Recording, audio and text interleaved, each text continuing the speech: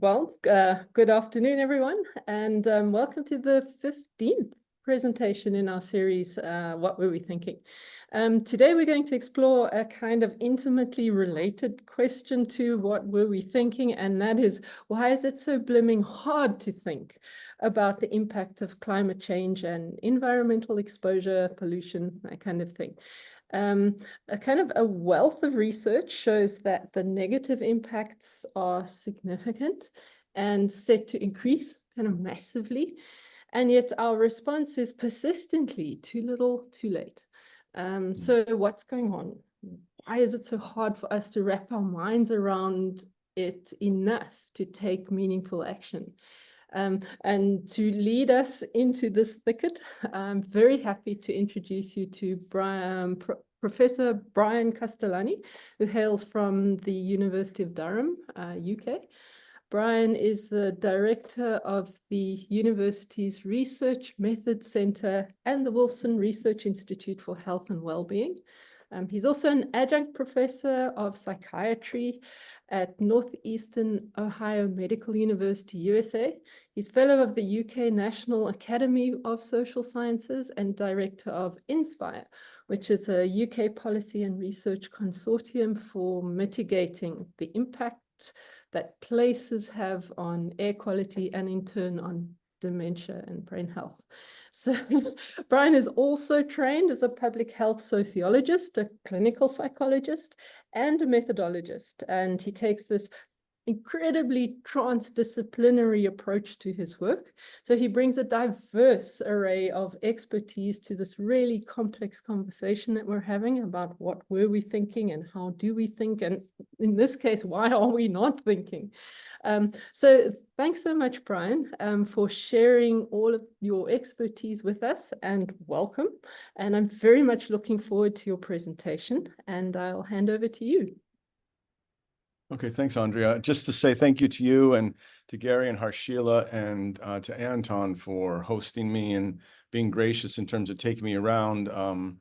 As Andrea knows, Gary had taken me out to both of us out to see what's going on environmentally in South Africa. And so it was just a really good way of looking for similarities and differences. So I'm hoping our discussion today will actually inform you about probably an area that most of you have not thought about.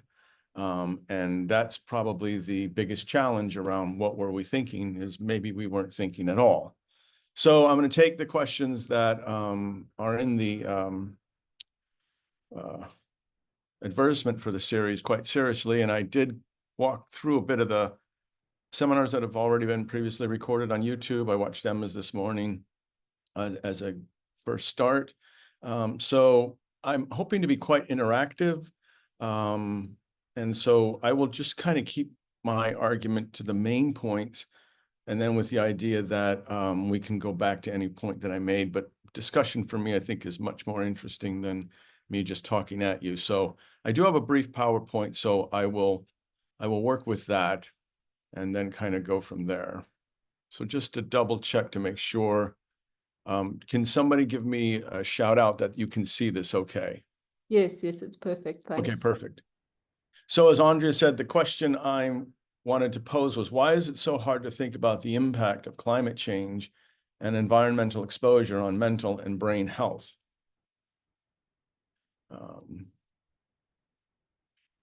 So my thesis is ostensibly this: research shows that climate change and environmental exposure, such as air pollution, impacts our brain health.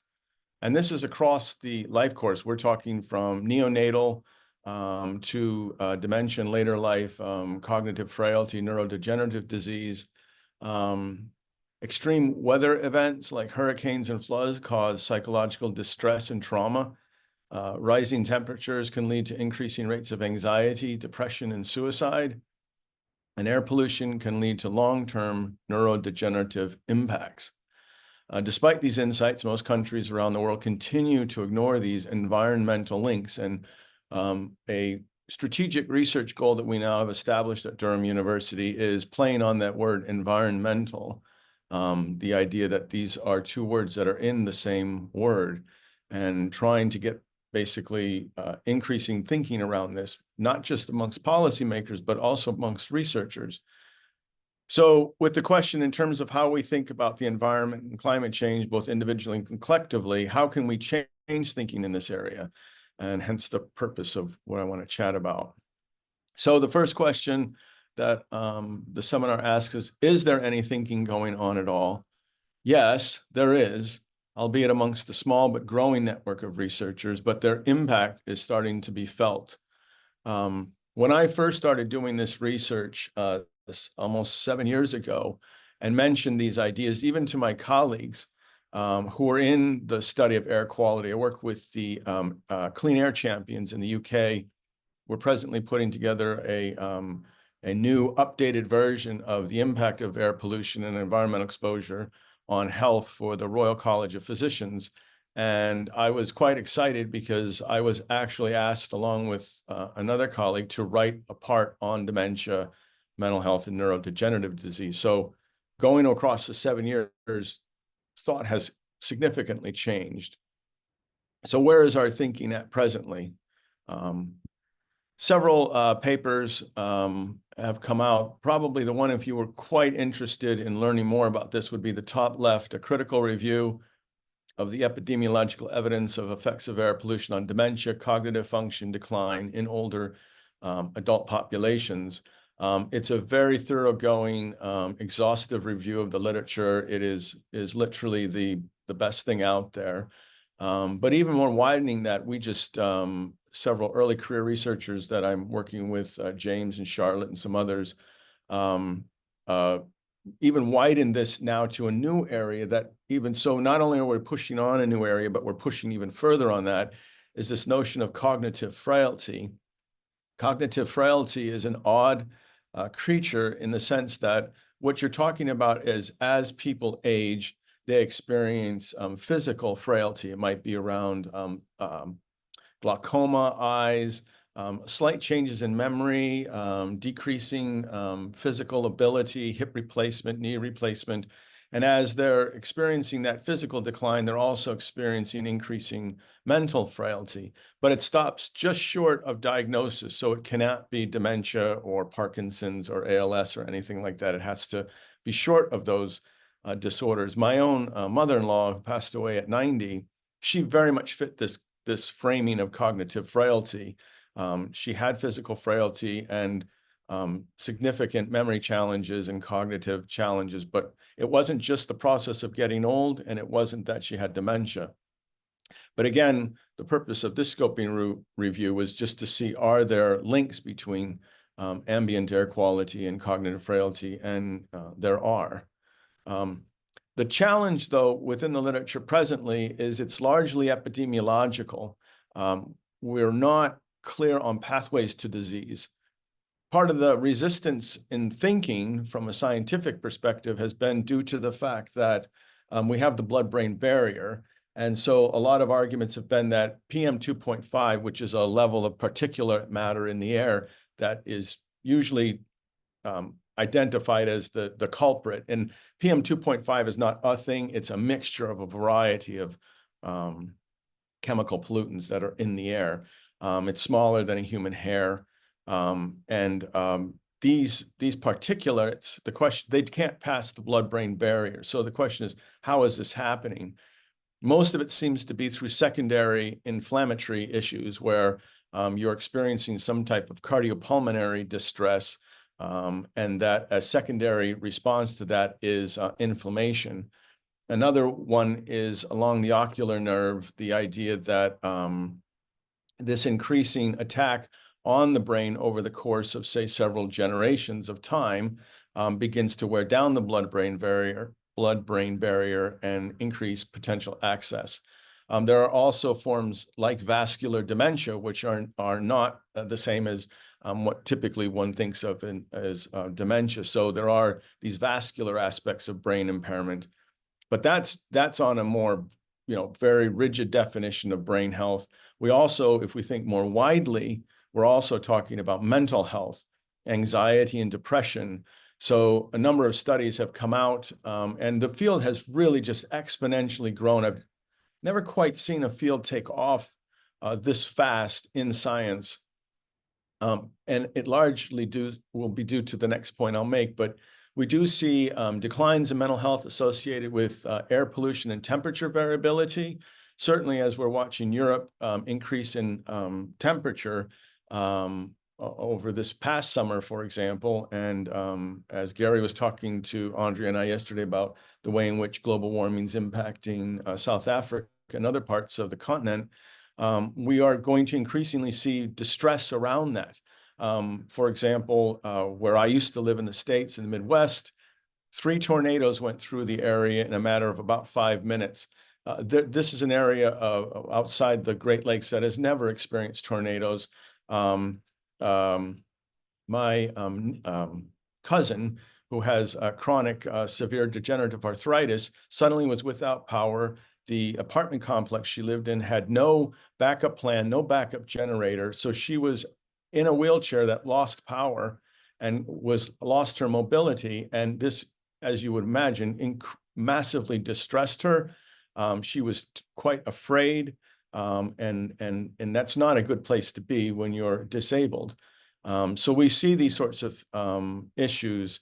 And then if you even compound it indirectly and look at the interlinkage between increasing infectious disease spread globally and its relationship to global warming due to longer periods of time where infections can spread, then you see these secondary impacts of things like COVID, where in the UK, for example, children have underdeveloped gut biomes. One of the things we know about the gut is that it's the largest producer of serotonin, which regulates depression and anxiety. So you're seeing a lot of children right now presently who are struggling to get back to school. It's due, A, to lack of socialization experiences during those early years, and then secondary also to a underdeveloped gut biome as a function of not being around other kids. So when you begin to open this can of worms, it gets quite complex and quite impactful fast. If we just look at dementia, the global impact of air pollution and PM2.5 on brain health and dementia roughly estimate by the World Health Organization, 55 million presently people in the world with dementia at 1.3 trillion American dollars. And that figure is expected to rise to 139 million by 2050 with an estimated global cost of 2.8 trillion. So if you think one of the things that we're seeing now is finally for the first time, they're considering air pollution as one of the modifiable mitigating factors for dementia. In other words, what we're always looking for with dementia, as presently we don't have a cure, are things that we can modify to reduce the overall burden of that disease on people. And slowly now, as of late, within the past year, it's beginning to be recognized as one of the more important modifiable risk factors that can be reduced. I want to say 2 things on that as well, is that initially, again, this is where resistance to thinking was. We were working with third sector organizations in the UK, like Alzheimer's Society, Brain Health, Scotland, and some of these other places. And when we talked to them, they said, well, you know, we understand that you're saying there is this linkage between air quality and brain health, but what percentage of, say, those with dementia are experiencing this disease as a function of air quality? First of all, we can't say, we don't know.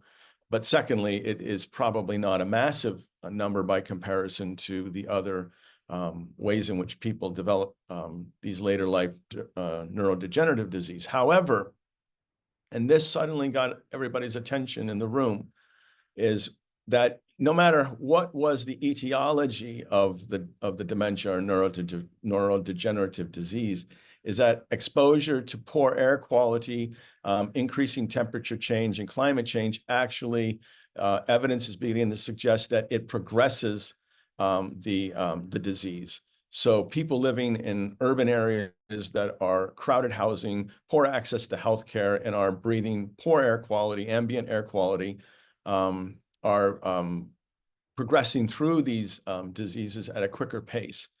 The other thing to be thought about, and think here about, again, in South Africa, is most of the focus, again, and here's another example of thinking, is people will say, oh, well, you know, the carbon footprint of different countries might be quite low comparatively speaking, so we don't have these issues of air quality to be concerned about, but that's ambient. The reality is we spend probably 80% of our time indoors. And so the real culprit in the room, literally, is indoor air pollution. When you begin to look at people that are not using heat pumps, that are dealing with fuel poverty, that are using stoves to heat their homes and to heat their food, they're using coal-based products or petrol-based products to heat their house, and then so on and so forth. You start to suddenly see a very different picture that even in a rural or semi-rural area with rather decent ambient air might actually still be a devastating place to live due to the fact that the indoor air quality of those individuals is desperately bad. So going to the next question then, what is it that makes us seemingly unable to take the necessary action to avert such a clearly impending environmental and social catastrophe? I think I've already sort of suggested to you that part of it is just a lack of science, a lack of quality research that needs to accumulate for people to accept things. I often say to people, you know, they say, oh, well, you academics, you're so liberal. And I say, yeah, there's that aspect, but we also wear robes from the medieval era. So, you know, science is not always that fast to change. There are good reasons for that, but at the same time, when we're in a situation as we are with planet Earth presently, we're struggling. And an easy example of that is politicians think, for example, in urban areas like in London or New York City or Tokyo or Chennai in India, that planting trees, creating green spaces, that'll do the job. But the reality is that if you plant trees, for example, on a very crowded, congested piece of motorway, those trees actually act as a canopy and trap the bad air in, as opposed to getting the air out. So it's not necessarily that what one thinks intuitively is the solution to these problems is necessarily the best solution to the problem. And so the science is very much needed to guide thinking in this area. The other problem, which, you know, we all could create this list given our backgrounds, is the way in which air quality is deeply intertwined with socioeconomic inequality and pre-existing health inequalities. The reality is, particularly in the UK and the States, as just two examples, that the people that are doing the most polluting through their usage of cars and transport are not actually the poor people living in these inner city areas. They are the victims, so to speak, of the poor air quality. So when interventions around public health say, well, we're going to go into this urban area and we're going to improve air quality, it usually puts it on the backs of those individuals living in those areas, as opposed to looking at the rule of capitalism in the way in which mobile society and mobility out in, you know, first, second, and third tier suburbs with affluent individuals driving in with their cars, polluting the area and exiting the area back out to leafy communities. And that then links to urban deprivation, a lack of transport and metropolitan expansion. I can't remember the exact statistic, but I think by 2050, somebody could probably help me with this, whatever, I think roughly 2/3 of the world will live in metropolitan areas. It's something like that. So increasingly, the world will be these metropolitan centers. Somebody actually has redrawn the map of the United States as an example, saying we need to get rid of the 50 states and really redraw the country based on metropolitan regions. And then, of course, we're obviously up against Western consumption lifestyle, global mobility, rising temperatures, which I saw. I was just in Malaga, Spain for a conference, and then in Montpellier in southern France, and temperatures were hitting, you know, 30, 32 Celsius, and that immediately leads to air conditioning, which is obviously just going to make the problem worse, as opposed to switching to fuel pumps.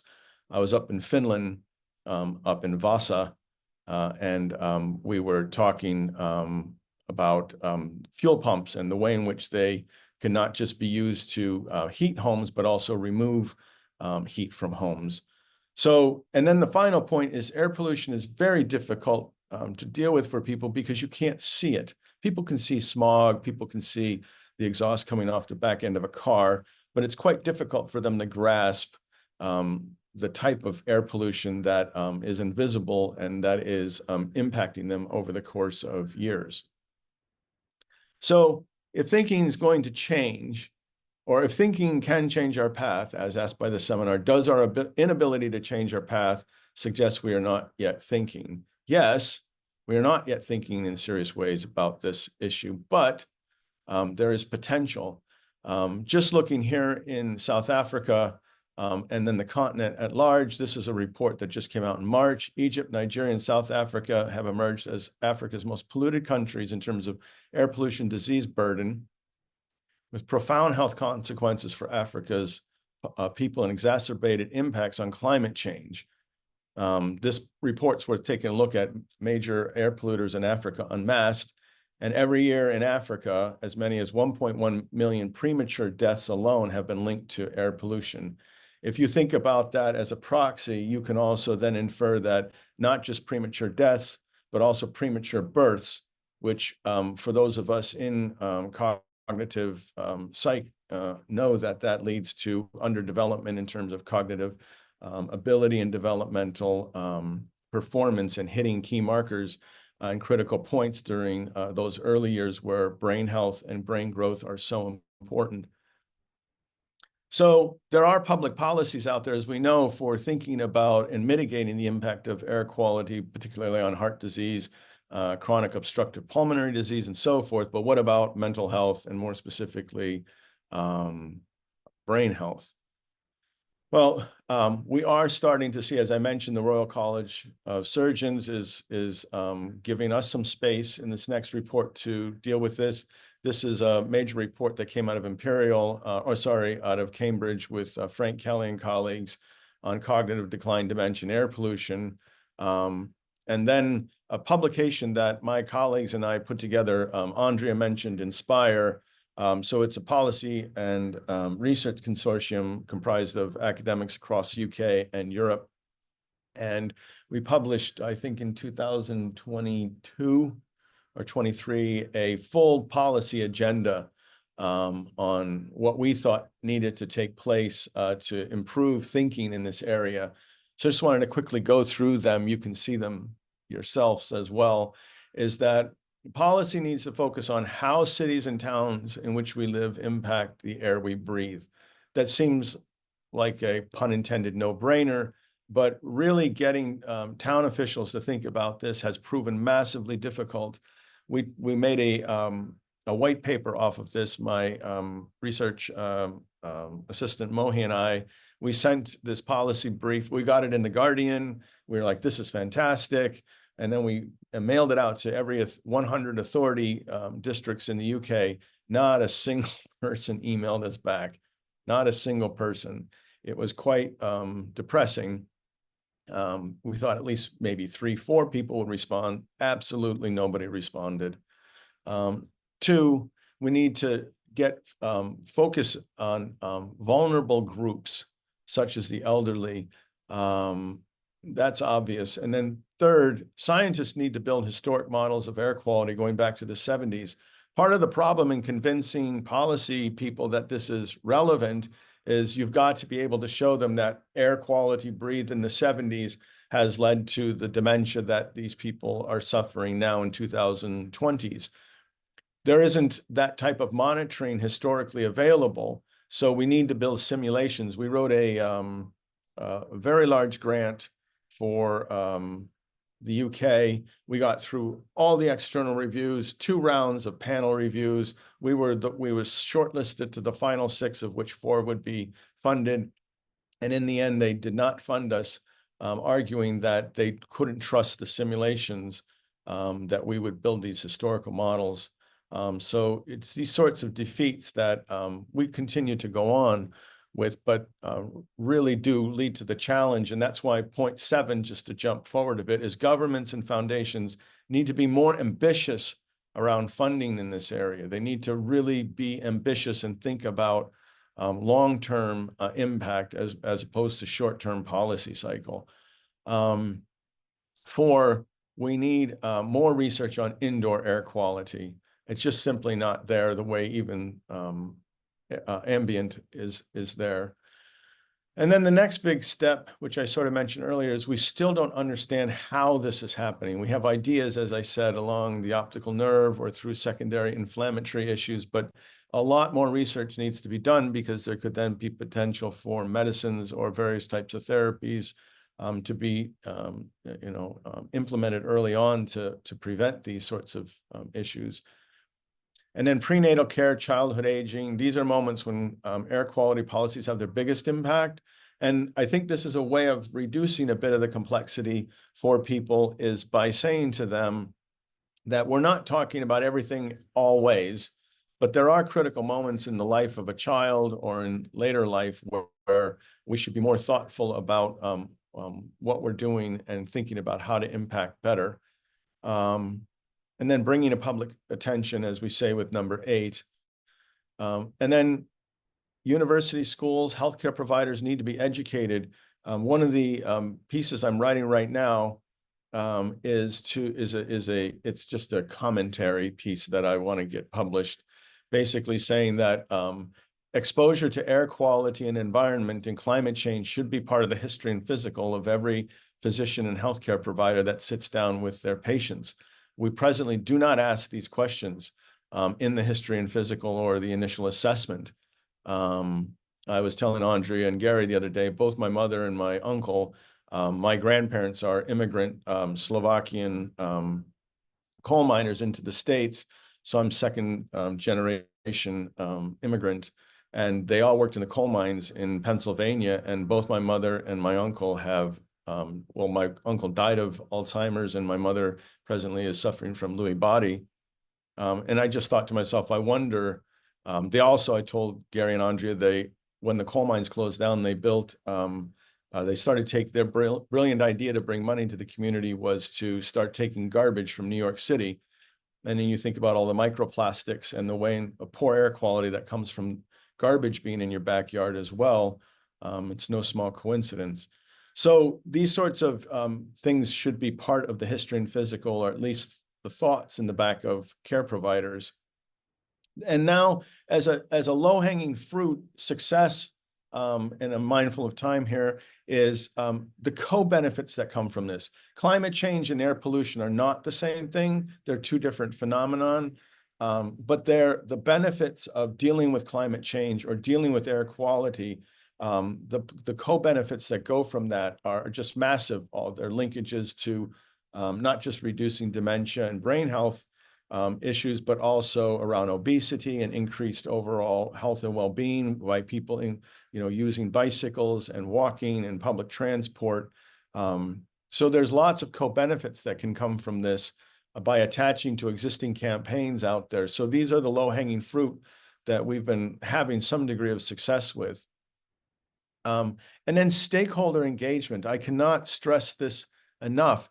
If you ask the average person, typically during election time, what's their biggest concerns, it's obviously work, safety, access to healthcare, access to clean sanitation, food, utilities.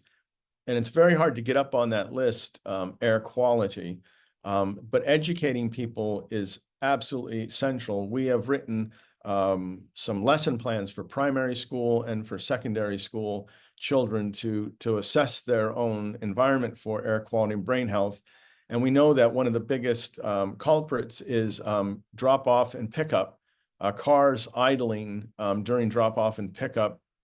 I can't remember the exact statistic, but basically a child sitting in the back seat of a car is breathing the air quality that they're breathing is worse than if they were standing outside by the tailpipe. So idling, getting parents to turn off cars, changing the ways we do pickup and drop off, simple things like that could have a big impact. So these just give you a sense of things, and I'll stop there on sort of what were we thinking and the potential for us to think differently. And then as a result, try to address some of these issues. So I'll stop Okay. there, Andrea. Yeah. Wonderful. Thanks, Brian. And thanks for finishing on time. What a relief for a host. Well, this is, I will say, if I think there are some people in the audience that are therapists or clinicians, or is everybody philosophy?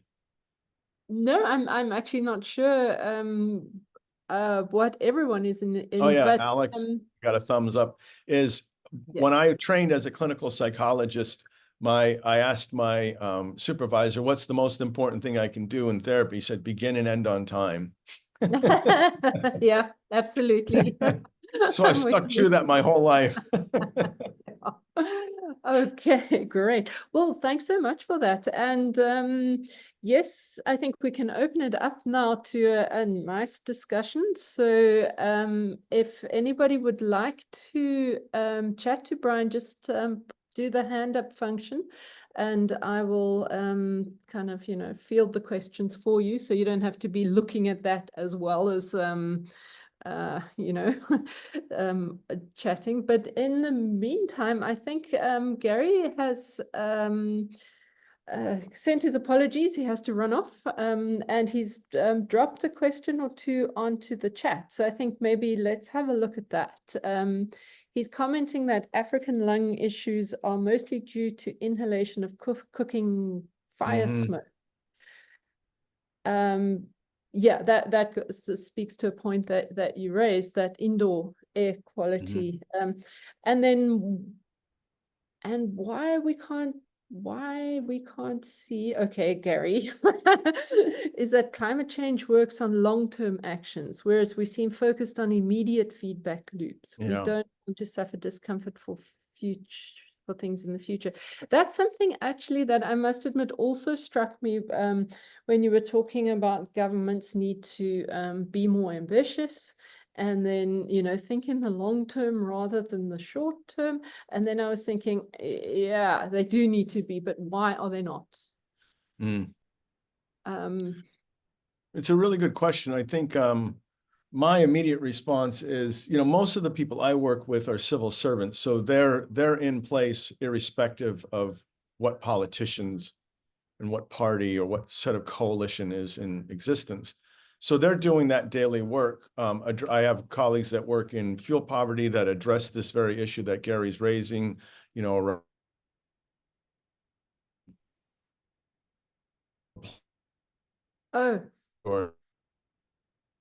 sorry, go ahead.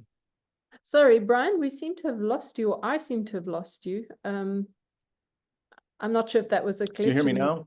Yes. Yeah. So, I mean, Gary's right. And I think these civil servants and the scientists are doing their work. But then you have, for example, in UK, just before Rishi Sunak stepped down as prime minister, part of his campaign to push was to pull back on the climate change agreements that they had initially signed on as a way to reduce governmental cost. And it's these short-term policy cycles that I think brush up against the more long-term vision that you see amongst civil servants. But most civil servants that I work with in public sector, their remit ultimately gets defined by the political party in office in terms of what are the parameters of what that they can do. So, yeah. Okay, so always short term because no political party is going to be there forever. Yeah. I suppose. Alex, let's hear from you. Thanks. Hey, thanks so much for that. It was a really interesting talk. Yeah, I mean, this partly speaks to Gary's question. And I think part of the benefit of the co-benefit framing is that it shows that the benefits of climate action are more in the short term, right? So that we don't have to think about greenhouse gas emissions playing out over decades. We can think about the immediate, impacts of asthma. We can think about the harms of fossil fuel extractivism. We can think about the expenses associated with that. So I think, and I've written quite a bit about this as well, very aligned with your research, I'd be happy to share. But this sort of framing actually helps strengthen the case for climate action in both the short and the long term. And so I think this is why it's so important, because it motivates even on the shorter term time frame, because we can save, literally millions of lives within the next, few decades by taking action on this front. So it's super important. Yeah, thank you. No, that's a really really good point, Alex. I think I'm going to steal that from you. Actually, I'd be quite keen if you want to email me some of your work. It would be lovely to read some of it. Because I think that's, to your point, Alex, I think what I'm starting to see is people that are, say, we're doing disparate work, climate change, or air quality, or say microplastics and so on and so forth. And I think, to your point, that if we start joining forces and really stress that point, that while we know secretly what we're really looking for is long-term 30-year, 50-year behavior, as you were saying, Andrea, is that if we can show politicians immediate wins, and then convince citizenry that, hey, yeah, so that's a really good point. Mm. Great. Yeah, I just linked through, and I'm happy to share by email. Perfect. Thanks, Brian. Perfect. Yeah, thank you. Great. I should mention that Alex is one of our ISCIA related postdocs. So cool. very happy to, have you to connect up. That would be wonderful. Yeah, that would be great. That'd be cool. Yeah. Okay. So it also speaks to something that you were saying, which I thought was kind of interesting, is that part of the reason why we are struggling to think about this stuff is that it's invisible. And if we could create things that are immediate and visible, then there would be more traction. Yeah, for sure. And, this is where the arts come in. As Andrea knows, my colleague Lasse Gerrits, who I work with, he lives in Rotterdam and is at Erasmus University. And because Rotterdam had been basically razed to the ground during World War II, there was years where it was quite fallow and just nothing was going on. Then it turned into a haven for really innovative architecture. And I can't think of the one architect's name, but basically what he did was the way he put the cement on the sides of these buildings collected air pollution, but created these beautiful artistic designs along the sides of the building and so on and so forth. And then you look at these things and you see, wow, that's created by air pollution. Or in the train stations in the UK, they've started to build models of cars made entirely out of carbon, and then putting up signs about, this, how many pounds of carbon are saved by public transport and so forth. So I think the arts have a real humanities and philosophy have a real opportunity to do very creative things around this. Fabulous. Okay. Thank you. Yeah, that's worth thinking about. Helen, I see you have your hand up. Yeah, and then there's also a question in the chat too from Oh, Werner. okay. Thank you. I will have a look at that. Yeah, let him go first because he was first. Oh, was he? All right. Yeah, sorry, I was ignoring my chat. Werner, would you like to speak to your question? If my microphone works, can you hear me? Yes, we yes. can indeed. Okay, great. Pardon my typo. I see I made a spelling mistake there. I was just wondering if you've come across any research regarding increasing neuroplasticity in the brain and its impact in protecting the brain against the impact of air pollution.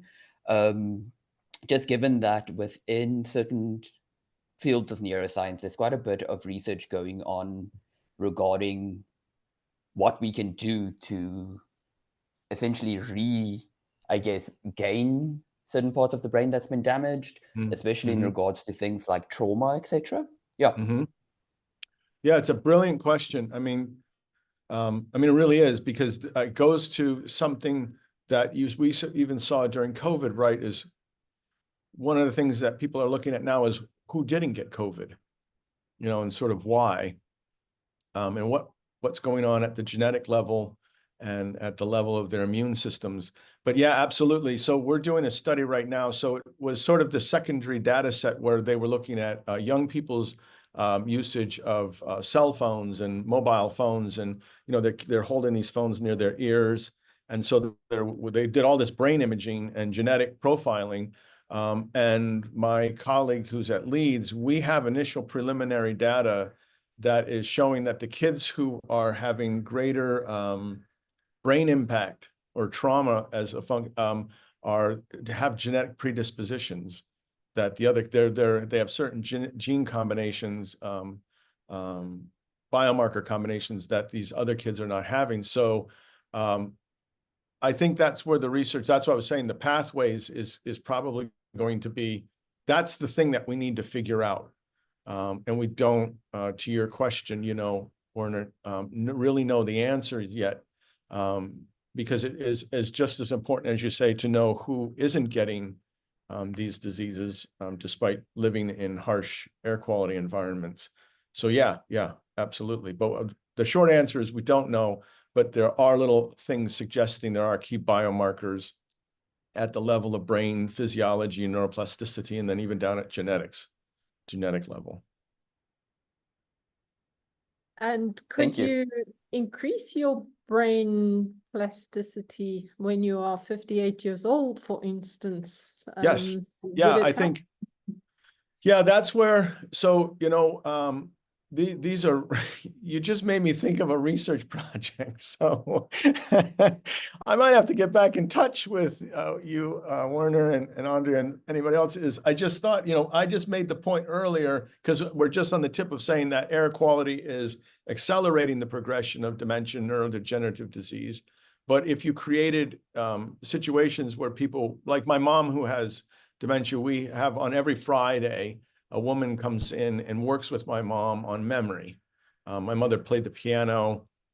She was a nurse. So they'll do, tell me how to diagnose such and such. What care plan would you use? You know, half the time my mother doesn't know what she's saying, unfortunately, but there's this game of working her brain and doing those things. So there could be there could be therapies that could help to slow the progress down of disease relative to air quality impact. And the other thing too is just, this isn't quite what you were talking about, Werner, but it's a bit controversial, because individual level monitoring devices that allow you to measure the air quality in your house the way we did sort of around COVID, you know, it could say green, you're breathing okay, red, you need to get out and aerate this room. We can put those sorts of devices in hospitals and dementia care units, elderly home care homes. We can put them in schools, and it's something we could really do to prevent or mitigate disease. Okay, thank you. Helen. Yeah. Sorry. Sorry, hi, can you hear me? Yes. Yes. Okay, cool. One thing I've always wondered about, and I'm hoping you can speak to it, is the CFC thing back in the 80s, maybe 70s or 80s, when like all of a sudden there's a hole in the ozone that the scientists tell us about, and we don't know what ozone actually is, but there's all of this organizing and banning all of these aerosol spray things. And it felt like that kind of worked. And there was a combination of science and public and government. Something happened. I mean, I don't know how effective all that was and where it is now, but something happened there that felt significant in a way it's not happening now. And my sense is that the political situation has deteriorated to such a state that nobody's interested in civilizing projects or public care or whatever. Sorry, that was a little cynical. I'm going to stop there and you can talk about CFCs, please. I'm not an expert on this aspect of things. I think you probably said it better than I can. I don't think it's cynical at all. I think it's my humble opinion. Again, this is outside my expertise as far as, the politics of things. But I do agree with you, Helen. I think that it's generational. That I think. But a colleague of mine, Jonathan Wistow, he wrote a book about when will public health stop serving neoliberalism in the capitalistic market, and public health, that neoliberalism and capitalism serves public health. And I still think we're stuck in that framing where you keep people healthy so they could work. You keep people healthy so they participate in the workforce and do their thing. I remember during COVID, we would get our groceries delivered because I sort of put my money where my mouth is, and we don't own a car. But I'm in an environment where I can do that. I have the privilege of public transport and stuff. But so we had our groceries that would be delivered, and this was at the time when it was kind of the second lockdown, and everybody was really getting on the backs of working Brits who, were quite keen on going to the pub because pub culture is a huge part of British culture, right? So he goes, by day, you don't mind if I'm catching COVID and getting ill, but if I go to the pub, God help us all, I'm a contagion. And it really just said that, you stay healthy for the purpose of work, but I don't really give a crap about your health otherwise, and it's that sort of struggle. But I do agree with you that those moments where change really could happen. So, and I think that's where the co-benefit link potentially is. But again, it's a bit outside my expertise. I don't know. What do you think, Helen? I mean,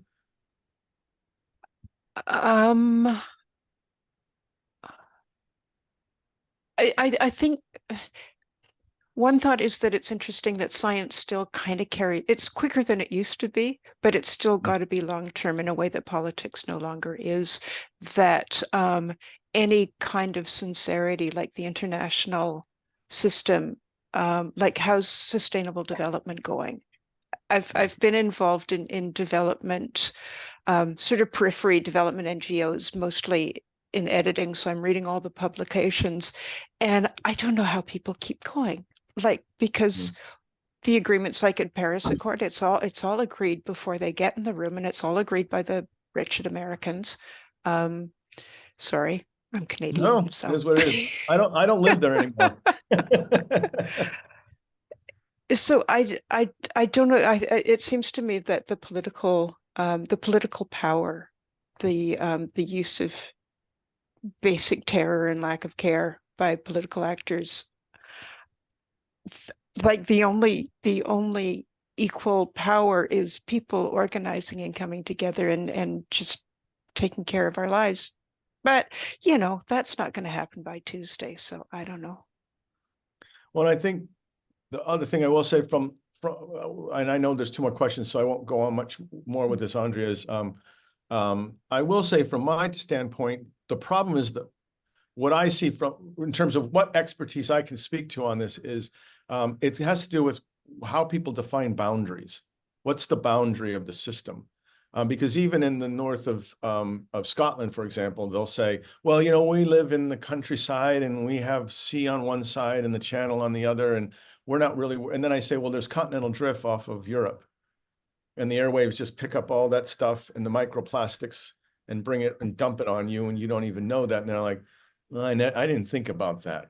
Do you know what I mean? So where do you find the boundary if you only worry about air quality in the north of the States, and you're not thinking about South Africa and the way in which wind patterns are linked in the whole 9 yards? Your boundary is way too small. There's another thinking issue for us. Yeah. Yes. Thanks. That's exactly what was going on in my mind. Yeah. We have actually. This is why I drink so much. Yeah. So I think Emma, and then Alex, and then Jennifer. Emma. Hello, thank you. Thanks so much, Brian. I really enjoyed listening to your talk, and it made me think about a lot of different things. My mum lives in London at the moment, and she lives up above a laundrette. Yeah. So she's like right on a really busy, in a really like crappy area of Southeast London, Greenwich, and then so it's smelly and smoggy out there, and then up in her bedroom there's all this laundrette smoke coming into her window, and every time I think about her sitting there, and then I think, oh man, all the people in the world who can't move, like my mum could potentially live somewhere else, but how many people can't? There's the social justice part of it's really like getting into my mind as you talk, like people can't move away from, You know, here in South Africa, I don't know if you went anywhere near the landfill at Arlington. Yes, we did. Yeah, Gary Yeah, told but like me over there. they periodically burn there, you know, and I just imagine like the people working there, the people who are around the area, and of course they're always in the poorest areas, the landfill. So all this stuff's coming into my mind. So thank you for raising yet another important issue. I really appreciate it. It's funny because we're talking about CFCs and how, you know, we came together and managed to sort of make a difference there with the ozone layer. And, you know, Clive Spash, an ecological economist, says that, you know, one of the big problems with an economic model that's based purely on a scientific paradigm is that it's empirical, it's backwards looking. So we always have these responses, but it's like when it's too late. So hopefully we'll sort out something to do with their problem, but it's always this lag. That's why I'm so sort of interested in the systemic causes. But anyway, the only thing I wanted to say really was the last other little comment that popped into my mind is you talk about air pollution and these effects on people and their brains and all these things like dementia, and all this is so terrible. And then I'm like, oh, but then what about everything else? What about the effects on all the animals and the flora and the fauna? So yeah, that's just a comment. So yeah, if it's affecting humans as you know, as a mammalian species, I'm pretty sure it must be affecting everything, right? Yeah. I hadn't thought about that. That Sorry. That really works the brain, doesn't it? If we start thinking about the impact of air quality on the mental health of cattle and domestic animals, dogs, cats, just everybody out there, insects, everything. Yeah, because we know they're cognitive, right? And it doesn't even have to be brain-based cognition. So yeah, absolutely. Okay, that you just blew my mind. Sorry, I'm gonna stop now. Between all the chats today, thank God this is recorded, because I think I've got at least 3 research projects. I was going to retire at 65. I'm 58. I don't think that's happening now. I think you must go out there and enjoy it. All right, I'll stop. But no, seriously, Thank you. all goofing aside though, Emma, that's a really, really, that if we start thinking about that in social justice and transhumanism or post-humanistic conceptions of life on planet Earth, there's a certain social justice, I think, that goes with that, doesn't there? Yeah, I'd say so. Okay, thanks so much. I'm gonna pass over. Okay. Cheers. Thanks. Cheers. Alex. Hey, Brian, thank you so much. It was such a fascinating presentation. Thanks. I actually don't have a question. I just have gratitude, actually, because it was so clear and well argued and important. Thank you. I'm sorry about your parents. My dad also has dementia, and it's an incredibly brutal thing to go through. And so, you know, your research topic is close to my heart. And so if there are ways to keep in touch or support what you're going through, I mean, I suppose I'll send you an email, but thank you. I'm glad that people who are working on the problem. Yeah, well, thank you very much. I appreciate that. Yeah, absolutely. Pleased to stay in contact. And sorry that your mother has it as well. Thanks. Yeah, it's a nasty. In retrospect, my dad went fishing one day at age 76. He had cardiopulmonary issues, the whole 9 yards, smoking a cigar, just fell over in the boat and passed away. And we were all like, oh my God. And in retrospect, I'm like, that's the way everybody should get to this. It's not a pretty disease, right? And if we think about even that too, to Emma's point as well, that you're not just inflicting people with disease at the end of life, but it's a very nasty disease. So. As was COVID. Yes. Which is Same also thing. Yeah. Okay. Thank you. Jennifer. Hi, Brian. Hello again. Andrea, thanks. Hi again. Just a couple of comments and then a question. I was interested in your analysis of politicians and civil servants in the UK, because I think one of the difficulties we actually have here is, besides the fact that our politicians are short-termists in terms of wanting to be elected, our civil servants are often that way as well. because they seem to change. Whereas the UK has a wonderful tradition of having civil servants who come in their career, they know what's going on, they tell the politicians what to do. We don't sort of have that level of depth of competence yet. So it makes it even more complicated, I think, in terms of getting those policies well rooted into departments from a governmental point of view. And then just perhaps a comment on animals. If you start talking to the vets, just locally, you will see that as soon as our water quality changes, as it does, because we have huge problems with water quality and variation of water quality, the vets will see an upturn of dogs coming in with diarrhea.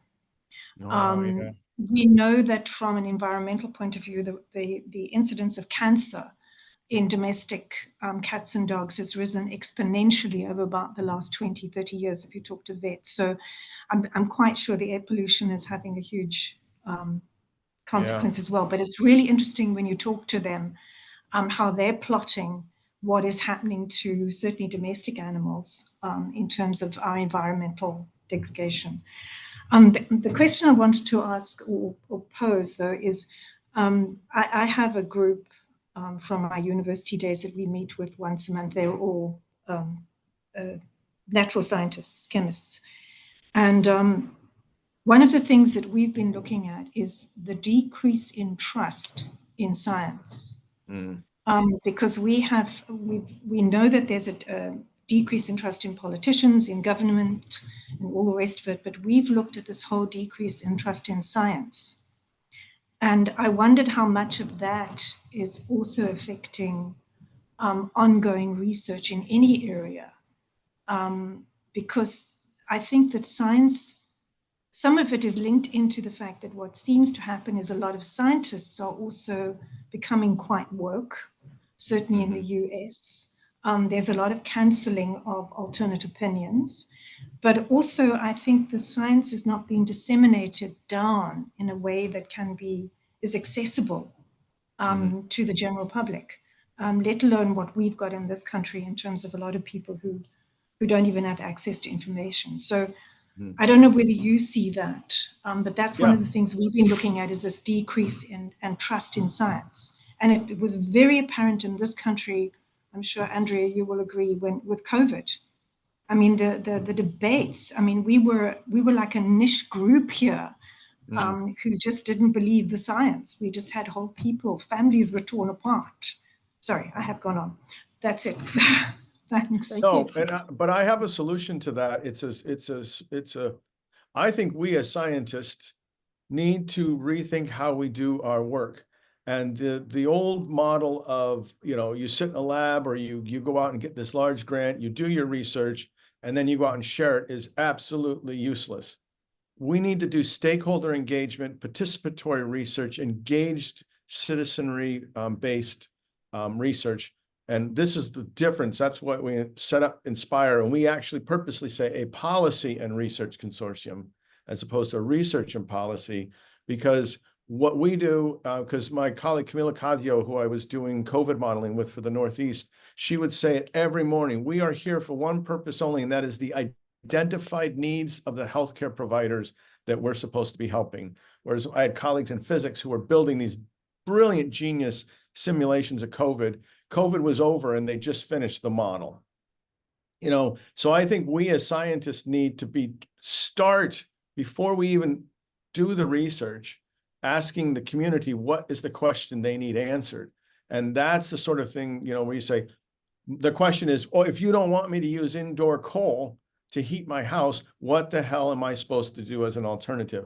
That would probably be their first question, as opposed to us just saying, stop doing that. And they're like, great, I can't stop doing that. Like Emma was saying, my mom lives in London, she can't move.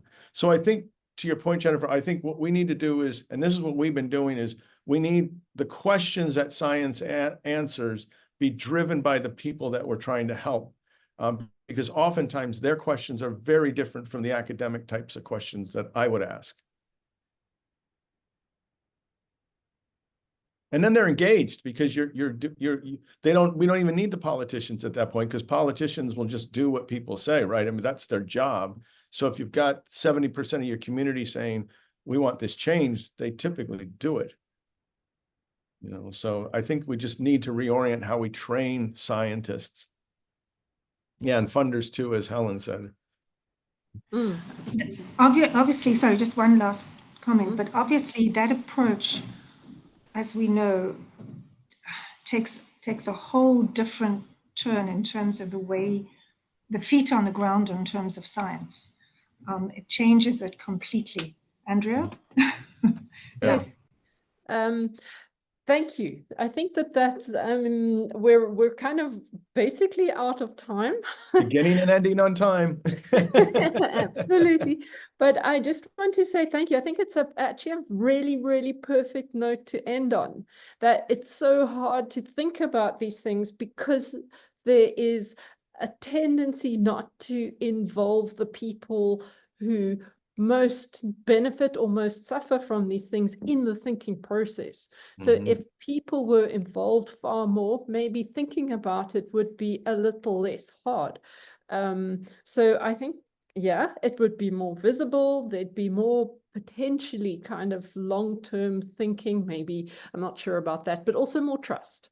So I think that is actually a very, very good answer to the question you posed in the beginning, like, why is it so hard to think? Well, you can't think for people, you need to think with people. Yeah, absolutely. Yeah, absolutely. and I think that's wonderful. So thank you very much. I think we've worked towards an interesting answer. Yeah, and it's really a team effort. I mean, I got to go away and think about everything you've all said to me. My head's going. Yes. Likewise. Yes. Yeah. So I'm also grateful that we have recorded the seminar, and I will obviously send the link out to everybody with the next invitation. So thank you everyone for joining us, and thank you, Brian, for a wonderful talk. And we're working Brian incredibly hard. He's in Gqeberha at the moment, and he will be presenting a public lecture in a short while, hey? In an hour. Yeah, yes. So thank you very much for joining us on this one. And yes, hopefully see you all next week. Okay. Oh, one thing to say, just to let everybody know, Andrea, and maybe you can send this out, is on my blog. I gave to Harshila, she'll send it out. I put the PowerPoint and links to various things out on my blog so that people can follow up with what I talked about today. Awesome, thanks. We will, I'll send that link out. And I have to say, another quick last thing is that I did look at your blog, I looked at the link, and then I got sidetracked into your art book. Oh, well, c'est la vie. Yeah. All right. But thanks, everyone. Thanks for joining us. Everybody. Bye. See you Thanks, next Brian. week. Bye-bye. Cheers. Bye. Bye.